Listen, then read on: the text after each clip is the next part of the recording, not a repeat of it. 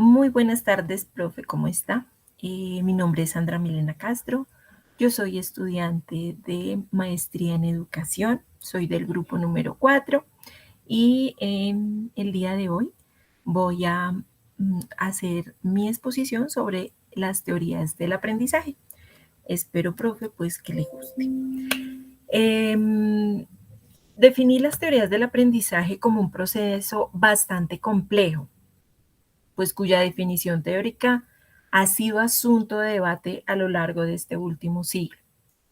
Podemos decir que en psicología hay muchas corrientes teóricas, el hecho el cual ha afectado sobre la ciencia, con las que tiene mucha interrelación, como las ciencias de la enseñanza, que es lo que vamos a abordar especialmente. Y aunque cuando todos hemos experimentado qué es el aprendizaje o hemos aprendido, intentar definirlo no es una labor como tan fácil. Es un criterio difícil de determinar que podría ser interpretado de manera bastante distinta y nuestra historia de la psicología es una de las demostraciones de eso. Sin embargo, a grosso modo, tenemos la posibilidad de comprender que el aprendizaje son todos los cambios, tanto conductuales como mentales, fruto de la convivencia diferente de bastantes personas entre personas y en funcionalidad a las propias características. Podemos decir que es complicado ofrecer un número preciso de cuántas teorías de aprendizaje hay, ya que inclusive en una misma corriente, dos autores tienen la posibilidad de definir aspectos como se da y qué es el aprendizaje. Lo que sí podemos mencionar es que el análisis científico de las teorías del aprendizaje nació a comienzos del siglo XX y que a partir de ese entonces se ha tratado de ofrecer una contestación o una respuesta a cómo se da el proceso fundamental de la enseñanza. Es por eso que a continuación realicé un trabajo sobre algunas de las teorías del aprendizaje. Vamos a empezar abordando la teoría del racionalismo, y dice que el racionalismo es una corriente filosófica la cual defiende que el conocimiento se obtiene a partir de la razón y no se define el empirismo como la experiencia. El racionalismo se refiere a la idea de que el conocimiento se deriva de la razón por sin la participación de los sentidos. Se puede decir que la diferencia entre mente y materia, que figura de forma prominente en las perspectivas racionales del conocimiento humano, y dice que esta teoría está remontada al tiempo de Platón, quien distinguió entre el conocimiento adquirido por medio de los sentidos y el adquirido por la razón. Platón creía que las cosas, puede ser como una casa o un árbol, se revelan a las personas gracias a los sentidos, aunque los individuos adquieren las ideas mediante el razonamiento o el pensamiento acerca de lo que conocen. Platón decía que las personas se forman ideas acerca del mundo y pretenden, al momento de descubrir esas ideas, reflexionando sobre ellas. La razón es la facultad mental más elevada, decía Platón, ya que mediante ella la gente aprende ideas abstractas. Y dice que la verdadera naturaleza de las casas y de los árboles solo se pueden conocer reflexionando acerca de las ideas de casas y de los árboles. Por otra razón, Descartes utilizó la duda como método de indagación. Mediante ella llegó a conclusiones que eran verdades absolutas y que no estaban sujetas a duda alguna. El hecho de poder dudar lo llevó a considerar que la mente o el pensamiento existe tal como lo refleja en su máxima, que decía pienso, luego existo, por medio del razonamiento deductivo a partir de premisas generales para las situaciones específicas. Descartes demostró que Dios existe y concluyó que las ideas a las que llegaba gracias a la razón deben ser verdades. Nosotros podemos decir que en conclusión, el racionalismo es la doctrina que establece que el conocimiento surge gracias a la mente, aunque existe un mundo externo a partir del cual la gente adquiere información sensorial, las ideas se originan del funcionamiento de la mente. Descartes y Carr creían que la razón actuaba a partir de la información adquirida en el mundo. Platón pensaba que el conocimiento puede ser absoluto y que se adquiere mediante la razón pura. Bueno, vamos entonces también a ver otras dos corrientes de las teorías del aprendizaje. Seguimos entonces con el empirismo. Y en contraste con el racionalismo, el empirismo sostiene la idea de que la única fuente de conocimiento es la experiencia. Esta postura se deriva de Aristóteles, esencialmente quien era discípulo y sucesor de Platón. Aristóteles no estableció una diferencia clara entre la mente y la materia. El mundo externo es la base de las impresiones sensoriales de los seres humanos y estas impresiones a su vez son interpretadas como válidas o lo podemos decir que son como consistentes o inmutables por la mente. Las leyes de la naturaleza no se pueden descubrir por medio de las impresiones sensoriales, decía, sino por la razón a medida que la mente obtiene otros datos del entorno. Otro personaje importante fue el filósofo británico John Locke, quien desarrolló una escuela de pensamiento que, si bien fue empírica, no llegó a ser verdaderamente experimental. Los temas planteados por Locke fueron debatidos por pensadores tan profundos como George Berkeley, David Hume y John Stuart Mill, y ellos definían, en el caso de Berkeley, creía que la mente es la única realidad. Hume aceptó la doctrina empirista de que las ideas se derivan de las experiencias y se asocian entre sí, mientras que Mill fue empirista y asociacionista, pero rechazó el concepto de que las ideas simples se combinan en forma ordenada para formar ideas complejas. Ya podemos decir que en conclusión, el empirismo sostiene que la única fuente del conocimiento es la experiencia. Desde Aristóteles, los empiristas habían afirmado que el mundo externo es la base de las impresiones de la persona. La mayoría de los autores que destacan el empirismo aceptan la noción de que los objetos o las ideas se asocian para formar estímulos complejos o patrones mentales. Y podemos definir entonces que Locke, Berkeley, Hume y Mill son algunos de los filósofos más conocidos que adoptaron perspectivas empíricas. Ahora bien, vamos a hablar un poquito sobre el estructuralismo.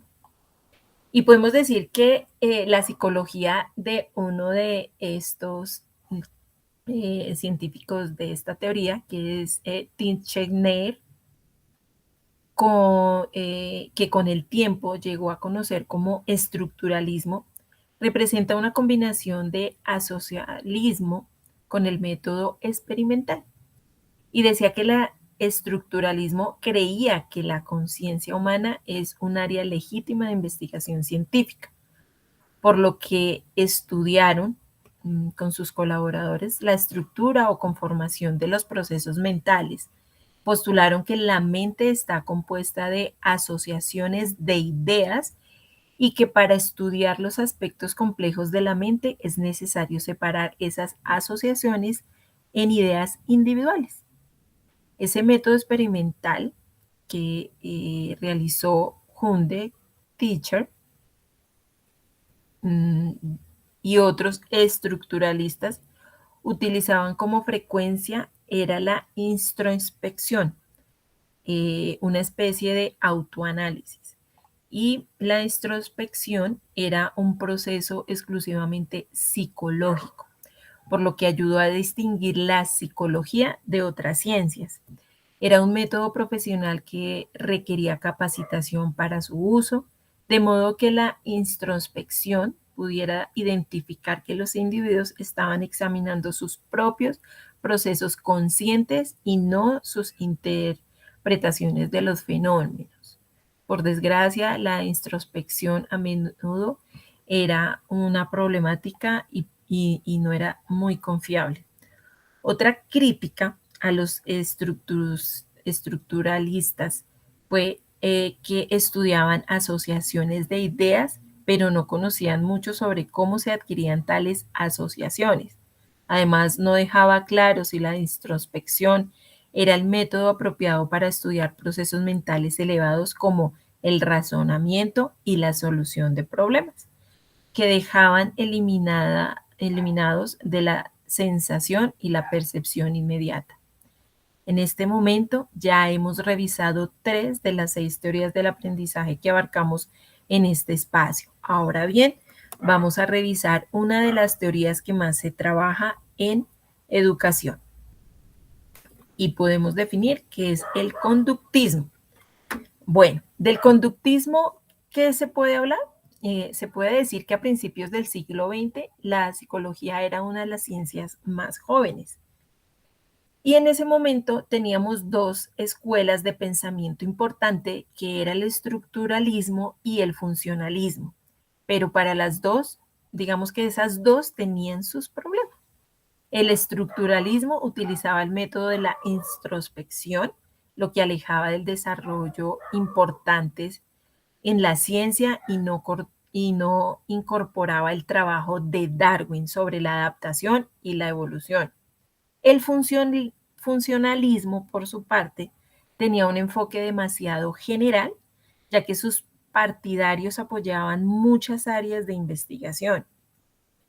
En contra de esas orientaciones, el conductismo surgió para convertirse en la principal disciplina de la psicología, abordada por John Watson, quien suele ser considerado el fundador y defensor del conductivismo moderno. Perdón. Creía que las escuelas de pensamiento y los métodos de investigación que manejaba el concepto de la mente eran poco científicos.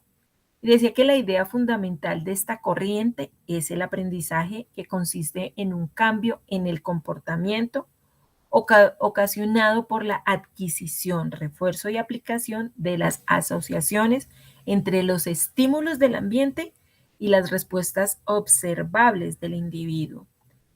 El conductismo deseaba en ese momento demostrar que la psicología era una auténtica ciencia, centrándose en los aspectos puramente observables de la conducta y experimentado con variables estrictamente controladas. El estímulo incondicionado provocaba una respuesta natural en el cuerpo y el condicionado la empezaba a desencadenar cuando se vinculaba a este. Bueno, tenemos otra teoría, la teoría número 5, y es que habla del cognoscitivismo social. Esta teoría, que está mucho más presente en la vida diaria del conductivismo, es una teoría que se basa en la imitación y en cómo el sujeto reacciona a sí mismo con su aprendizaje. Con esto me refiero a que el sujeto va siendo parte muy consciente del aprendizaje que está llevando a cabo. Las principales perspectivas teóricas del cognoscitivismo dice que podemos abarcarlo principalmente en el cuestionamiento al conductismo, que surgió de los estudios sobre el aprendizaje observacional realizado por el señor Albert Bandura y todos sus colaboradores. Un descubrimiento central de una investigación fue que las personas podían aprender nuevas acciones con el simple hecho de observar a otros realizándola, Los observadores no tenían que llevar a cabo las acciones en el momento del aprendizaje, tampoco era necesario el reforzamiento para que se diera el aprendizaje. Y pues estos hallazgos pusieron en tela de juicio los supuestos fundamentales de la teoría del conductivismo. Nosotros podemos decir que en este momento de la historia eh, podemos definir que la teoría del cognitivista social, que destaca la idea de que gran parte del aprendizaje humano ocurre en el entorno social. Pues al momento de observar a los demás, las personas adquieren conocimientos, reglas, habilidades, estrategias, creencias y actitudes, y ya los individuos también aprenden la utilidad e idoneidad de las conductas y las consecuencias de aquellas conductas modeladas a partir de la observación de algún modelo específico y actúan de acuerdo con la capacidad que consideran tener y conforme a los resultados esperados por sus acciones. Ya por último, y no menos importante, claro está, vamos a hablar del funcionalismo.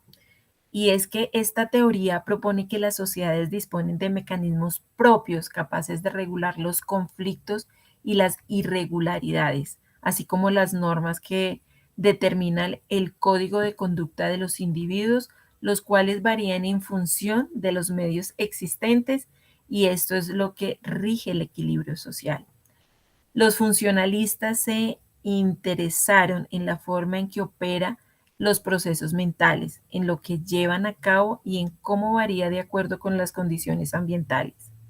Además, consideraban que la mente y el cuerpo interactuaban, en lugar de tener una existencia separada.